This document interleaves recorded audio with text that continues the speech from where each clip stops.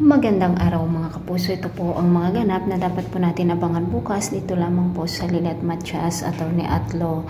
Naging masalimuot nga po ang ikalawang hearing na kung saan ay ang pagtestigo nitong si Ayla. Sumisigaw naman itong si Samson na hindi si Ayla ang kanyang pinupuntaan at hindi niya ito mahal kundi si Genesis na kapatid nitong si Ayla.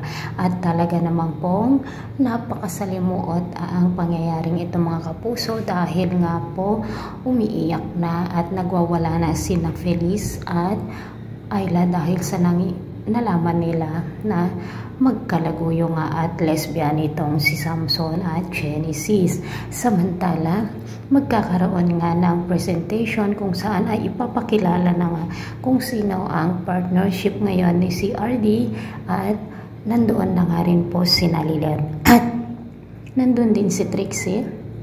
At sinabi nga ni Ira na matutuwa ang kanyang mga magulang kapag malaman nito na nagtitraining na siya bilang lawyer. Samantala, nakakapagsalita naman na itong si Ramir at mukhang masasabi na nga niya sa kanyang kaibigan na si Lilet at Meredith ay mag-ina.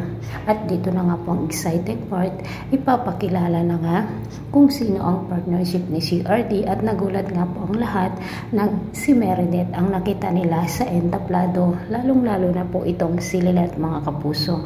So abangan po natin kung ano na naman ang magiging o mangyayari dahil nga kasama na ni Meredith at Lilet ang mag-ina dito sa office na kung saan ay ang partnership ni CRD o ang DNR at Love ay magkasosyo na nga po sa law firm.